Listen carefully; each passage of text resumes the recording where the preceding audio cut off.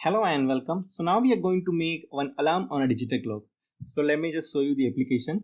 So this is the UI of this digital clock, and also it has a facility to set an alarm. So let me just quickly set a couple of alarm and show you how it would look like once you set an alarm.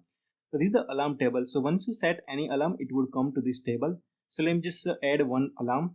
So right now time is 7:56 p.m. So let me just set an alarm to let's say 57, and I would give second is 42, and let me just give one alarm before that. So I would just use a time as let's say 16. So two alarm I have added here. So the one should ring in just 5 to 10 seconds. So let's just wait for it.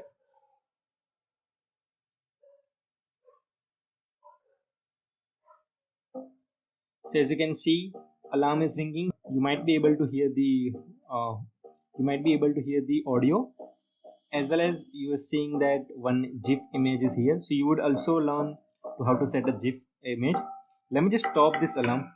So as you can see, as soon as I stop this alarm, the entry would go from here, because anyhow the alarm has done its work. It was ringing, so I just need to delete this guy as well. So this is the second alarm which has started ringing. So if I click on stop, so this would also go.